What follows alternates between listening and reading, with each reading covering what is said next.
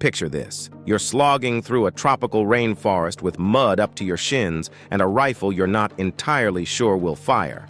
The air is heavy, the trees press in, and somewhere ahead, maybe 20 feet, maybe 2, an enemy you can't see is waiting in silence. The Vietnam War wasn't just a battlefield, it was a maze. And inside that maze were mines, traps, tunnels, and the kind of fear that sits on your chest and doesn't let go. Viewer discretion up front. Some of what follows is disturbing.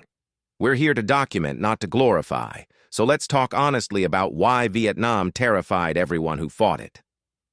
November 1965. Airmobile cavalry, young men flown by Hueys, drop into the Ia Drang Valley near the Cambodian border. The plan? Find enemy forces and break them. What they found instead was an army. A captured deserter warned there were multiple North Vietnamese regiments encircling the landing zone. Translation: they've been looking for you, and now they've found you. At first, only a handful of Americans are on the ground. Reinforcements arrive, but they're still outnumbered.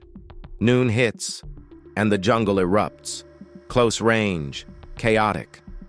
Soldiers are so intertwined that calling in artillery or bombers is like flipping a coin.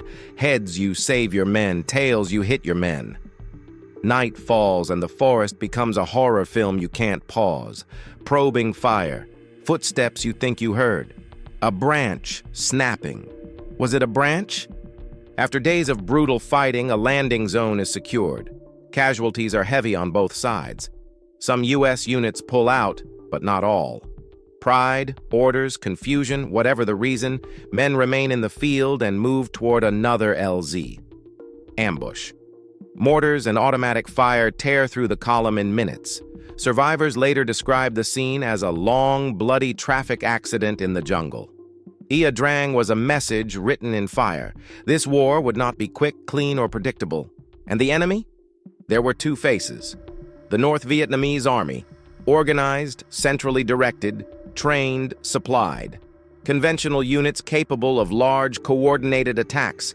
And the Viet Cong, local insurgents who turned the entire countryside into a chessboard. They were farmers by day, fighters by night, guides who knew every footpath, every bamboo thicket, every stream crossing. They didn't always wear uniforms, which meant the battlefield could be a rice paddy, or a market, or a doorstep. That kind of uncertainty corrodes your nerves. Imagine walking into a village where a grandmother might be a grandmother, or a spotter. A man selling vegetables might be selling time, stalling you while a patrol circles behind. During the Tet Offensive, that talent for deception went national. Attacks erupted in dozens of cities at once. Fighters infiltrated in disguise. Even the U.S. Embassy in Saigon was assaulted.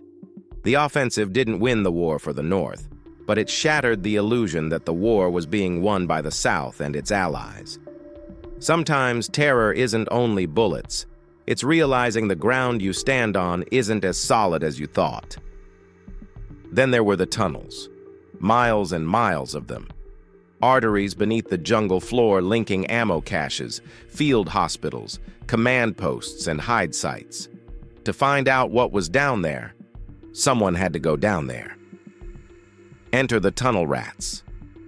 Usually small, quick, and very brave, they slid feet first or head first into black passages the width of a shoulder, armed with a pistol and a flashlight that always felt too dim.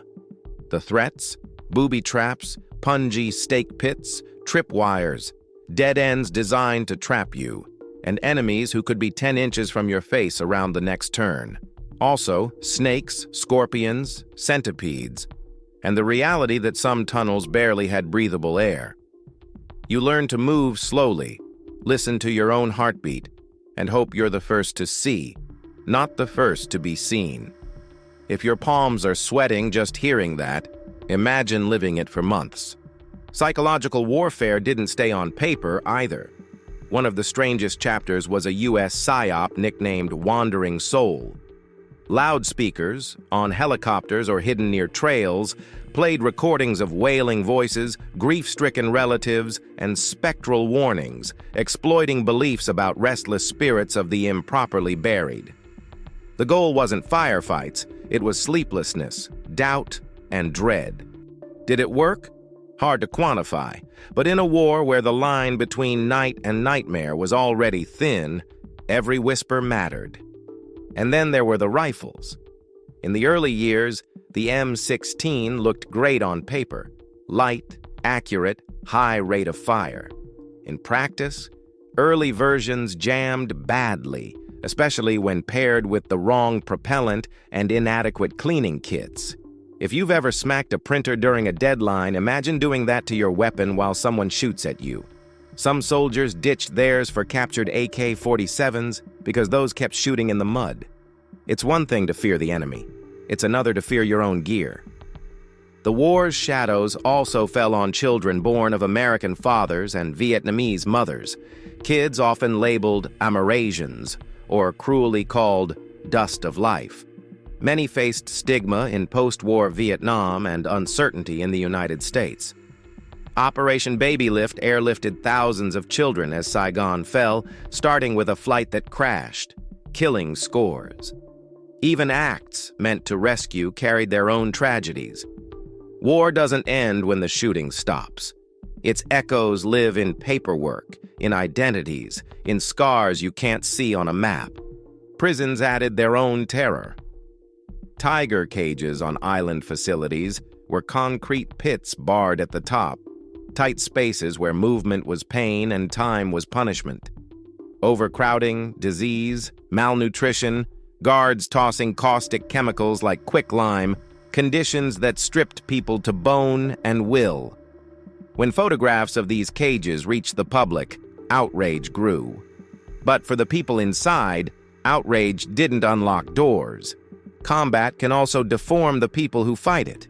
In the jungle, some U.S. units committed atrocities, scalping, trophy-taking, killings of non-combatants, stories buried for years and later unearthed by reporters and investigators.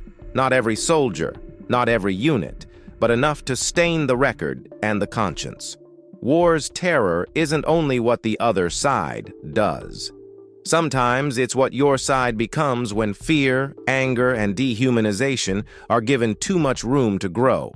Accountability is uncomfortable, but history without it is just a bedtime story. So why was Vietnam so terrifying? Because it fused every kind of fear into one place.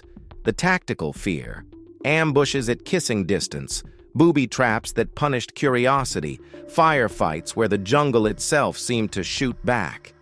The psychological fear, enemies without uniforms, cities that erupted overnight, broadcasts from ghosts in the dark. The material fear, rifles that jammed when you needed them most, and the moral fear of what war might make of you, and what it might take from those who never picked up a weapon at all. If you're looking for clean heroism, Vietnam will disappoint you. If you're looking for easy villains, it'll disappoint you too. What you'll find instead is a war that magnified human extremes, courage under impossible pressure, cruelty unleashed in chaos, ingenuity in the service of survival, and grief that still hasn't fully drained from the ground. History isn't here to comfort us. It's here to warn us. Vietnam warns about hubris, about underestimating an enemy and overestimating technology, about fighting where the terrain, the politics, and the people don't bend to your will. And it warns about what happens when fear becomes your only compass. What should we unpack next?